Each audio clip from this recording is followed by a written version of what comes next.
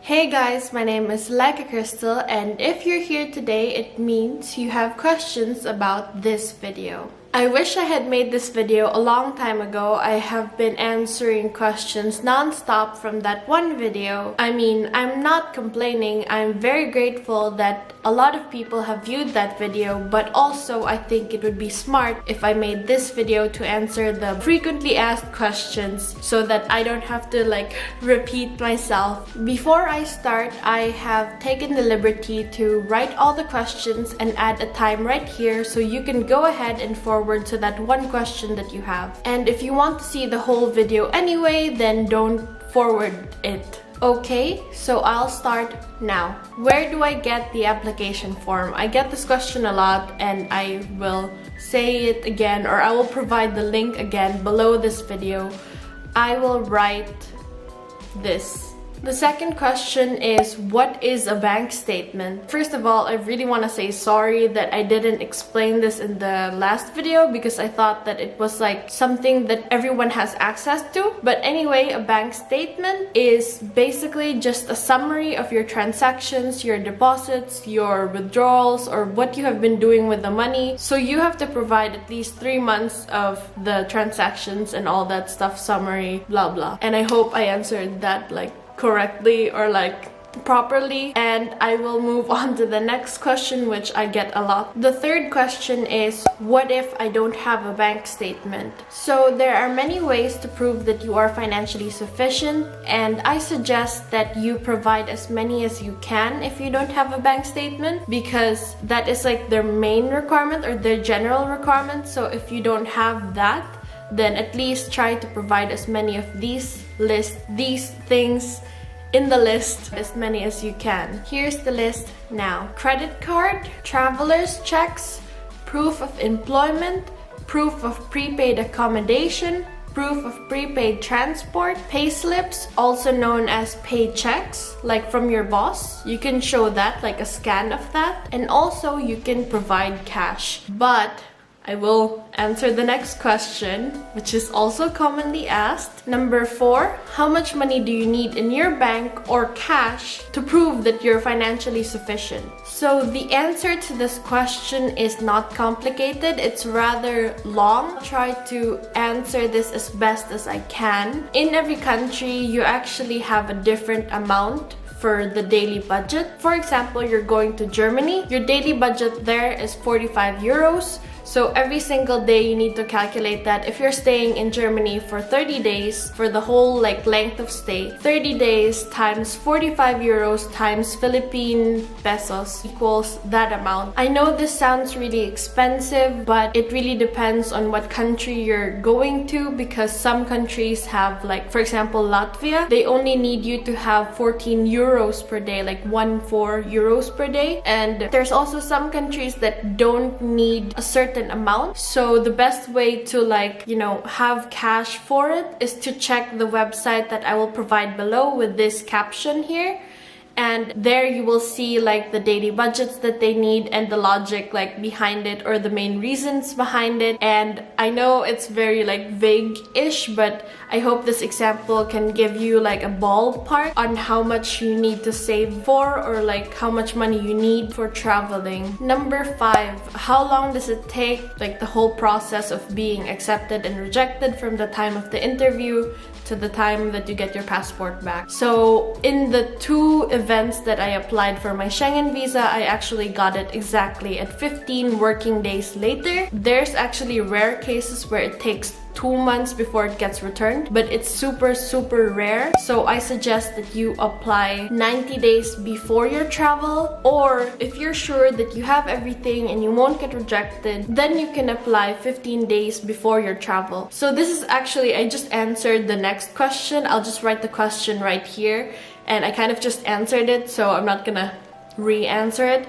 And now I will go on to the next question, which is number 7. This is quite silly for the people that aren't nervous, but like me, I was very nervous, so I think this question is very important. Is the interview hard? I want to give you kind of an assurance that when I was interviewed twice, I actually had really friendly, I think, what are they called? People from the embassy. I don't know what they're called. Sorry. The people that were interviewing me were quite nice. Everything that they ask about the interview is actually very opinionated, and it's just, they just want to make sure that you won't starve there. They just want to make sure that you won't, like, you know, have a struggle during the travels because you didn't book a night somewhere, so you're like stranded somewhere, or like they just want to make sure that you're gonna be safe during your travels, and they just want to make sure that you have good intent in traveling to that country. Anyway, I hope that answered the question. It wasn't really that hard, but of course, yes, I was very nervous before the interview, but having been interviewed before, I wasn't nervous anymore. And then again, the interview was very easy and very opinionated, and it was just relax, calm down, and don't panic. Number 8, where can I get my travel insurance? I will put a link in the description with the title this. I'm not gonna say it because I might write something different. This is where you can get your Schengen visa travel insurance something very safely and securely. I say that because there are actually some pages that try to scam people into buying insurance that isn't for the Schengen visa. It's best to get your insurance from this page because it's very secure. The Schengen people actually provided it, so I think that's very awesome. Number 9, I get this question a lot as well. I mean, that's why this is called frequently asked questions. Number 9, how many months is the insurance covered? You actually have the right to choose how long you are covered, as long as when you're traveling in Europe for 30 days, you have to be covered for 30 days as well. You have the choice to there's actually options in the insurance page. There's 8 days, 15 days, 20 days, 30 days, and so on. You get to choose how long your insurance lasts, and yeah, just make sure that when you're traveling there, you are insured. Number 10, can I apply for the visa from a different country? Yes, you can. I have actually done this. I am a Philippine passport holder and I applied in America, so yes, it is fine if you are from Saudi, or I don't know how to name other countries anymore, but if you are from a different country, yes, you can apply for the Schengen visa from that country. Number 11, how do I find out which embassy I need to apply in? So if you're staying in Europe for 30 days, if you stay at equal amounts of time, you actually get to choose which embassy you're going to apply to. And also, if you will stay in Europe for 30 days and you will stay in Germany for 20 days, then you have to apply in the German embassy. Number 12, do I need to purchase the ticket before applying for the visa? So the answer of this is kind of weird.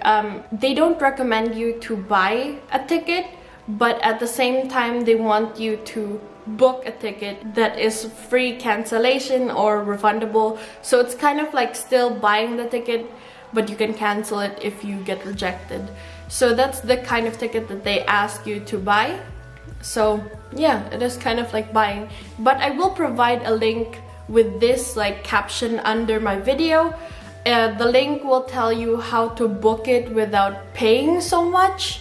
You just book it but not fully pay it yet. They do that in some pages, and I will provide the link of that here. And oh my god, it is so hot. And yeah, I will move on to the next question. So if you're wondering why I have different clothes on, I actually filmed the video earlier and that I realized I made a mistake in the end, so I am correcting it by filming another video, and I already threw the shirt in the laundry bin. So okay, I will continue now. The last question is, what if I have a sponsor? So before I talk about the requirements of a sponsor, I want to talk about what the person or what the sponsor is responsible for. Yeah, I will write a list here because I keep making a mistake of what I say. So yeah, this is the list of the sponsor's responsibilities. That person has to accept all your financial issues and I don't know, other things too. And anyway, I wanted to do this extra clip because I want this part to be in detail. And if that person is willing to do all of these things, then you as an applicant, you don't need to do anything else except help the person like fulfill the 3 requirements that this sponsor has. The sponsor has to make an invitation letter. Now I will go into the specifics of the invitation letter after I say the 2 other things. The passport photocopy, like the passport scanned and faxed to the embassy, and a bank statement, preferably for the last 6 months of the sponsor's like bank transactions. So the invitation letter, now I want to talk about that because it needs a lot of specifics. The invitation letter needs to contain all of these things in the list.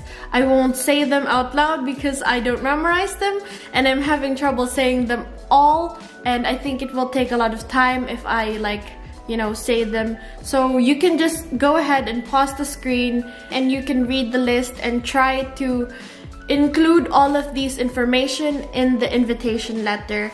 And that is all for today. I hope that you guys enjoyed this. I hope that this video helped you guys. And if you have more questions for me, I am willing to answer all of them. I know I have been bad to other people, like I have been really slow at replying, but I really do try to reply to everybody and like help with everybody's needs. And yeah, thank you guys for watching. If you have more questions, please comment it below. And yeah, bye.